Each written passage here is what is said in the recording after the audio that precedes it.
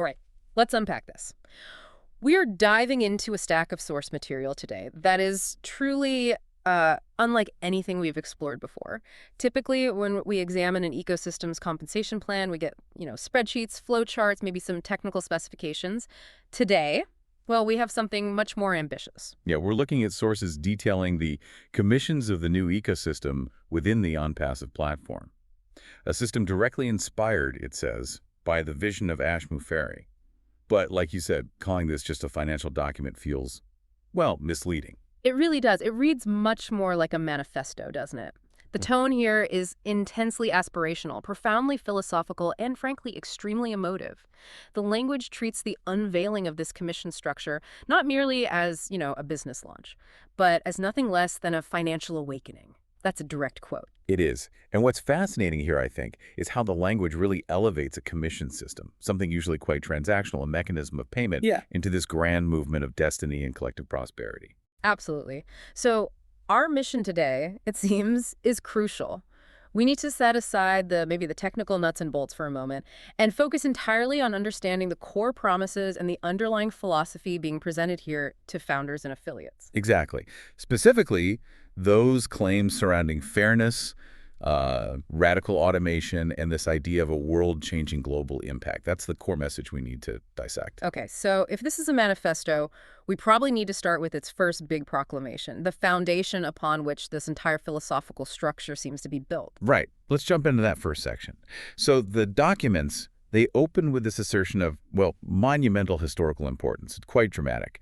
They proclaim that a precise moment, this moment, has arrived to break the chains of limitation. Wow. Okay. Chains of limitation. That immediately frames the system as what? An antidote to everything that came before. Failed economic models. That seems to be the implication. It's a massive claim right out of the gate. They aren't just selling a product or a service here. They're positioning themselves as the vehicle for a huge historical, almost cultural shift. And the text defines the goal pretty explicitly, doesn't it? Moving people from constant financial struggle into fundamental stability, a state where, and I think this is key, effort finally meets opportunity. And this is where the scope just widens dramatically. The source material really emphasizes that this is far more than just a simple payout system for work you've done. It's presented as the key to financial liberation. Liberation, not just income, liberation. Exactly. For founders and affiliates across the entire globe, this shift in narrative, it transforms income into something much bigger. Destiny, almost. Okay, but to achieve that kind of destiny, the system would need a radically different design philosophy, wouldn't it? You can't just use the old models. That's the critical distinction they're making. If the goal really is liberation, then non-traditional tenets have to guide its creation. And the commissions, the text claims, reflect the power of a structure built with three core and definitely non-traditional elements. Which are? Love, fairness, and divine intelligence. Okay, let's pause on that blend for a moment. Love, fairness, and divine intelligence in a commission structure. It's an incredibly revealing combination, isn't it? Usually, we analyze financial systems through the lens of ROI, scalability, profitability metrics, that sort of thing. Right, the hard numbers. But to infuse a commission system with love and divine intelligence, that's a very active attempt to imbue a technological financial structure with moral, almost spiritual intent. So if the intelligence driving the system is deemed divine, what does that suggest about how it operates? Does the source imply it's, inherently infallible or morally correct in a way that traditional AI built on, say, optimization algorithms just isn't? Precisely. I think that's exactly the implication. It sets the system up as being morally unimpeachable from the start. The document suggests that Ashmu-Ferry, according to these sources, didn't just build a functional software platform. You built a bridge to freedom. That's the analogy they use. A bridge to freedom. Okay, Yeah. so the idea is that just by interacting with the mechanism, you're automatically guided towards a better, financially stable state. That seems to be the promise. The system isn't just a tool. It's like a navigational aid built with its own moral compass. And this inherent morality, it leads directly into their challenge against the traditional financial model, right? The sources spend quite a bit of time contrasting their new approach with conventional commission structures. They do. Those structures, they argue, inherently favor the few at the top, and they perpetuate those very chains of limitation that ONPASSIVE claims it's here to break. That comparison is pretty essential for setting up their foundation of fairness then. Absolutely. They're claiming structural exceptionalism. It's not just a tweak. It's fundamentally different. The sources make an explicit, very bold claim that the on-passive ecosystem operates differently. They state definitively that every founder counts, every affiliate is seen, and every effort is rewarded. Okay, but how? How does the material support that claim of, equitable distribution? What mechanisms are even implied to ensure that level of equality? Well, the material defines the system primarily by two things: equality and automation. It suggests this blend of complete transparency driven by technology ensures a fair distribution that's basically immutable. So unlike traditional models where maybe human influence or hierarchy can skew things. Right. The claim here is that the automation component acts as the great equalizer. It ensures impartial rewards based purely on contribution and participation within the ecosystem. No favoritism, no gaming the system. I think the crucial point in this whole philosophical opening, and this is maybe where you, the listener, should focus, is the stated intention behind the design. The source materials declare, quite clearly, the system was designed specifically not to exploit, but rather to empower the very people who helped create the ecosystem's wealth in the first place. That single statement, designed not to exploit but to empower, really is the philosophical linchpin of the entire document, isn't it? If you take that claim at face value, it positions the platform not just as a business entity, but as a kind of moral agent. Implying that the wealth generated is structurally, intentionally programmed to flow back equitably. Yes, directly and equitably to the community that nurtured its initial growth, or so the sources claim. It sets an astonishingly high ethical bar, especially in an industry often defined by, let's be honest, hierarchical advantage. The documents claim to have embedded collaboration and empowerment right into the code of the commission structure itself. And that, I think, allows them to transition pretty smoothly from the philosophy of fairness to the practical mechanism they say delivers it, which is automation. If the system is designed to be fair, it needs to operate tirelessly and impartially, right? Which brings us to the more futuristic claims in the next section. Right. Let's get into that. Okay, so that fairness claim naturally leads to the question of how this, utopian structure actually functions day to day. Section 2 dives right into the role of automation, specifically addressing what the documents call the dream of the founder. And that dream is essentially the promise that the system never sleeps. It's working for the founder 24/7. The implication being it removes the human limitation, time, physical effort, needing sleep. Exactly. The system overcomes those. And the force driving this round-the-clock effort isn't just labeled as standard AI or programming.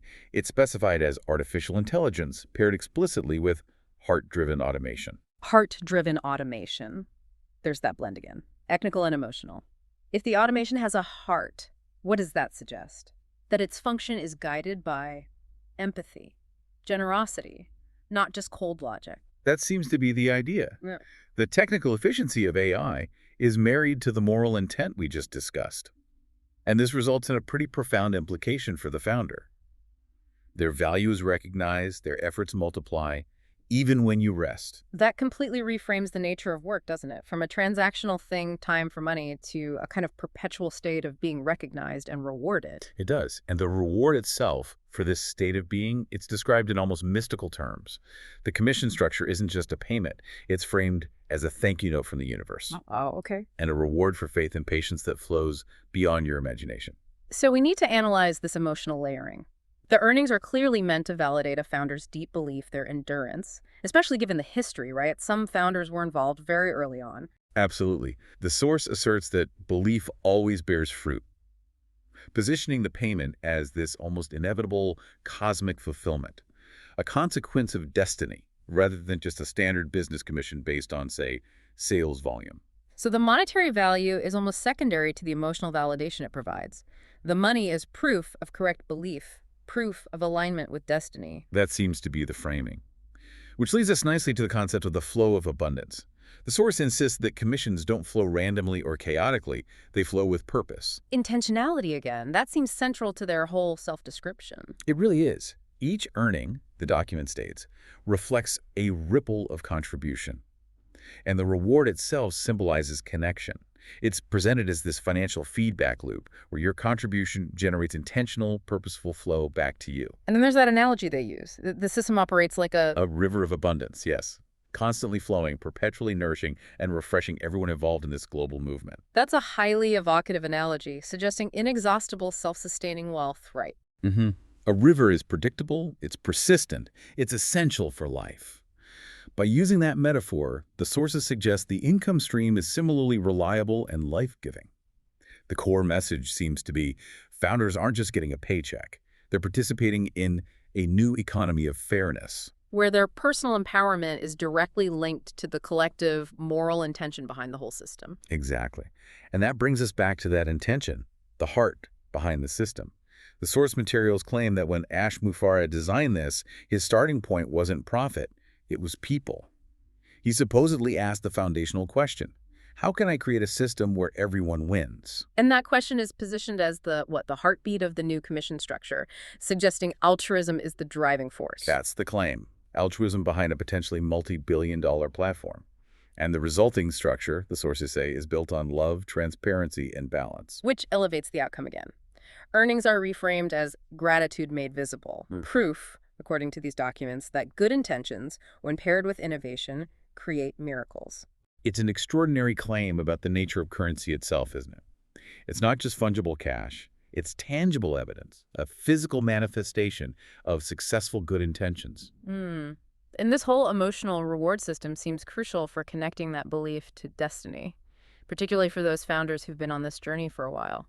Yes, the sources are actually highly sensitive to that human element the founders experience. They explicitly acknowledge that people waited years, wrestled with doubt, maybe even prayed for this moment to arrive.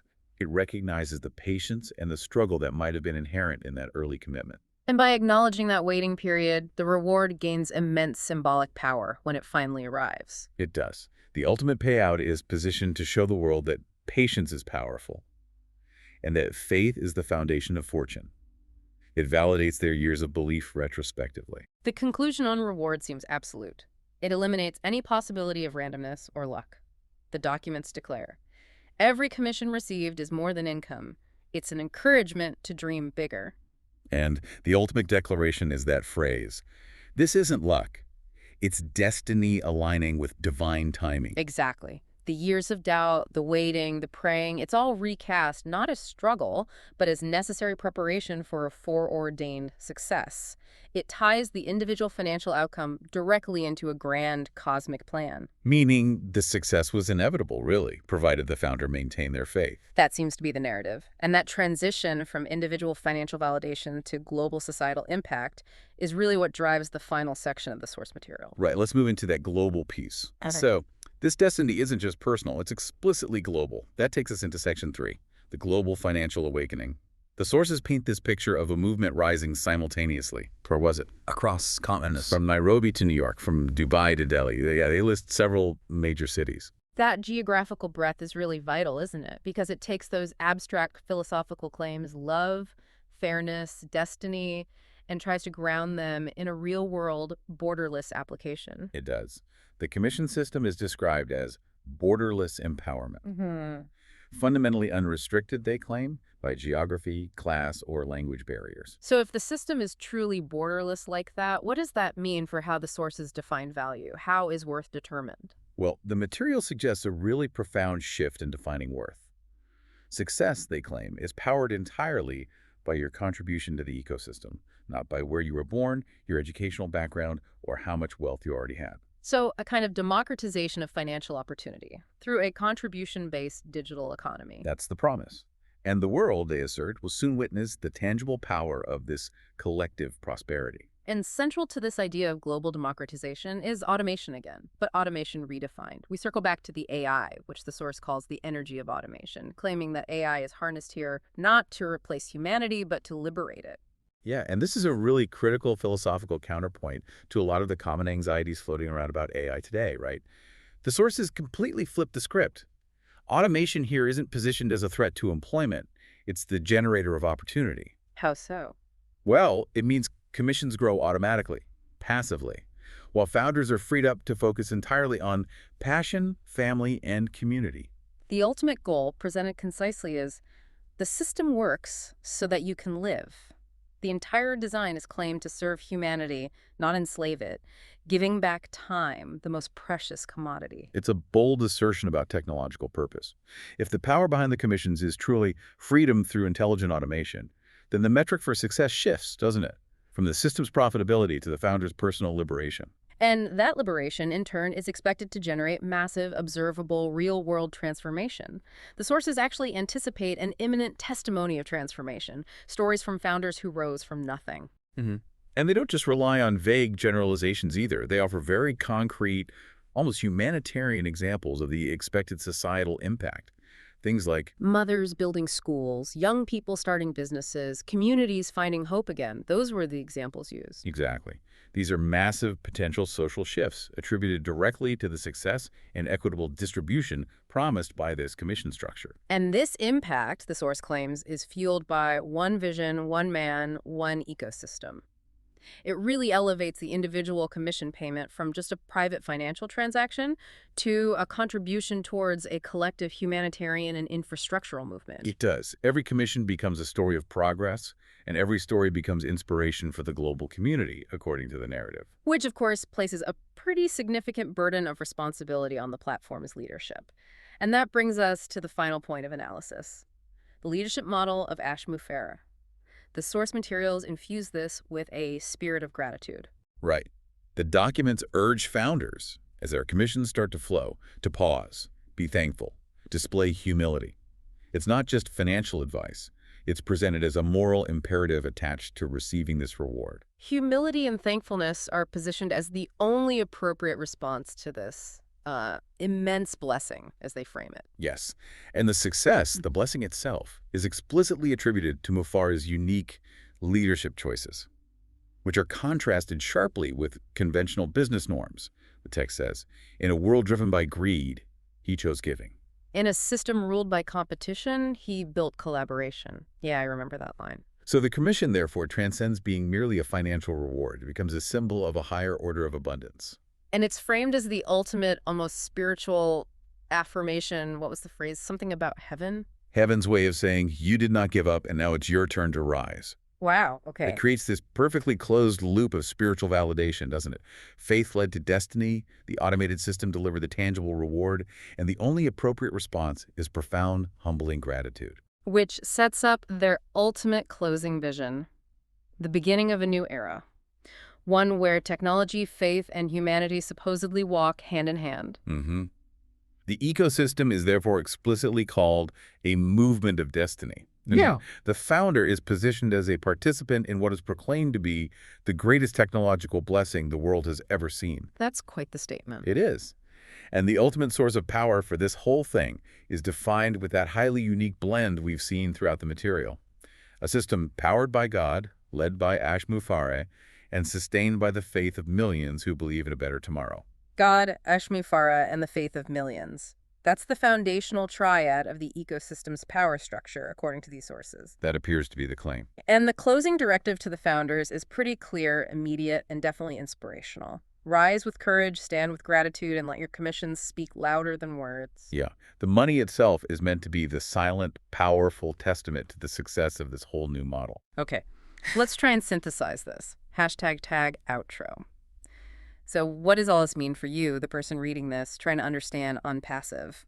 We've just reviewed source material that presents a commission structure not as, a P&L model, but as a mandate for global, spiritual, and financial transformation. It's huge in its scope. Yeah, the core narrative seems to be a technological structure, the commission system, Yeah. built on these deeply philosophical tenets: fairness, love, divine timing, and powered by an explicit intention to liberate people through intelligent, heart-driven automation. It's like the system claims to have operationalized hope and moral intent. Is that fair? I think that's a good way to put it. It ties those abstract claims of destiny and divine timing directly to the practical global scope we discussed from Nairobi to New York.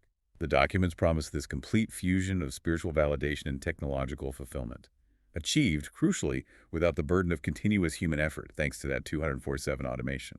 Okay, so given the intense emphasis on intention and gratitude as the true measure of success, and the idea of the heart behind the system, and considering the system is described as operating 24/7, never resting, fully automated, this raises an important question for you, the listener, to maybe mull over after this.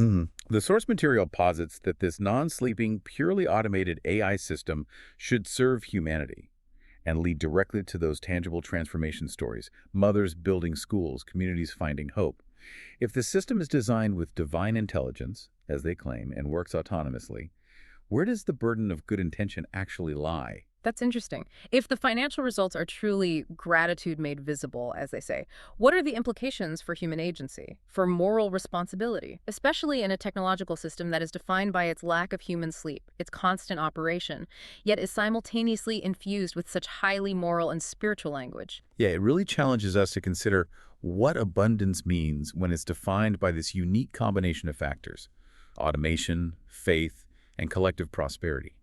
Where does the human element fit into the moral equation if the machine is doing the work and guided by divine intent? It's definitely a powerful framework for what a future commission system could aspire to promise, or at least how it could be presented. It forces us, and you, to confront the idea of a financial mechanism operating structurally based on concepts like destiny and divine order. A fascinating blend of the technological and the theological, really. Indeed. We invite you to reflect on that extraordinary fusion as we wrap up this deep dive into the truly unique philosophical and financial claims surrounding the on-passive ecosystem commissions. And our mission today is pretty clear. We need to go beyond just the tech specs and really unpack the vision laid out by its founder, Ash Mufareh. What makes this source stand out is how it weaves together, high-tech claims with some really intense spiritual language. We're exploring what they call a blessed revolution. Exactly. And that's the first thing that grabs you, isn't it? The language elevates everything. This isn't presented as just another startup or innovation. Mm. No, it's framed as having this almost cosmic significance. The Yeah. text calls it a blessed revolution, something supposedly born from divine inspiration and guided by divine intelligence. That framing definitely sets a specific tone right from the start. Okay. So let's dive into that, starting with the philosophy behind it and the role of the founder. The source goes to great lengths to portray Ash Mufareh not just as a CEO, but as the chosen visionary, even a messenger of empowerment. And it claims his leadership is driven by grace, deliberately contrasting it with, the usual narrative of greed in tech. And that immediately sets up this deep moral underpinning for the whole thing. It Yeah. seems like this mandate they talk about is justification for the entire project. The core idea, or claim, is that the system is built to bring about divine justice online. So the goal isn't just profit, it's aligning, and I quote, technology with purpose, profit with compassion.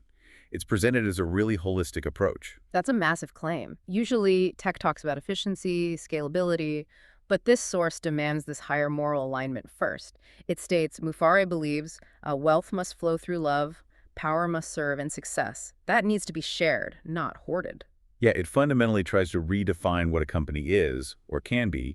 By focusing on these virtues, the source basically positions ONPASSIVE as a moral entity.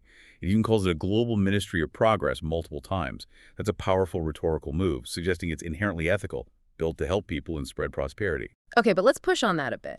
Why call it a global ministry? Is that maybe a way to shield it from, say, future regulation? Or is it more about getting users, this global family, to really buy in, feel like they're part of something bigger?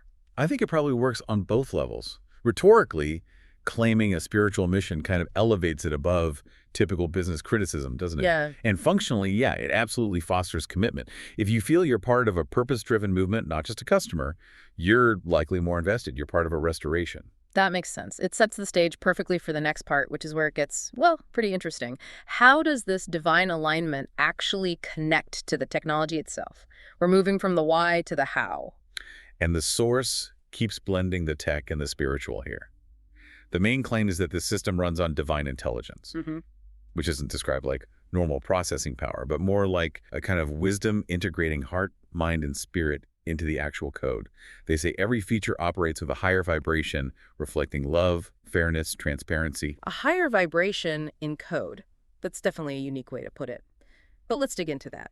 The source is careful to distinguish this from regular tech, specifically from artificial intelligence. So What do they say it is, if not AI? They call it actual intelligence, the intelligence of compassion. Hmm. And that's a really crucial point to analyze. It suggests the system doesn't just optimize for results, like normal AI might, but it actively prioritizes ethical outcomes. That's where the spiritual code becomes necessary, structurally. The system is supposedly designed to prevent unfairness and ensure everyone benefits because its core intelligence is compassionate. So it's programmed not just for profit or speed, but for moral balance that creates this idea of AI automation merging with spiritual alignment. Precisely. It's presented as this self-correcting moral ecosystem, a realm of balance. The system itself supposedly rewards giving as much as receiving. It's meant to bless those who contribute rather than just compete. It's an attempt to design a digital space where things like greed and exploitation are fundamentally coded out. So if the founder's motto is grace over greed, this is the narrative's way of embedding that into the technology itself, almost like the code itself is morally superior. That's exactly the premise. The whole system is supposedly set up to restore balance, give chances to those left behind. The source literally says it's built to help the forgotten be seen and the dreamers find their wings. It's framed entirely as a platform for upliftment.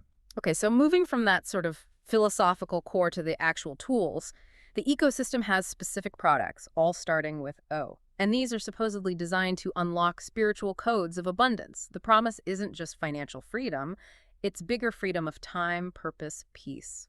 Right, and the narrative insists these products are vehicles for these manifested blessings. We have to see that these are, pretty standard business tools, video conferencing, payment systems, e-commerce.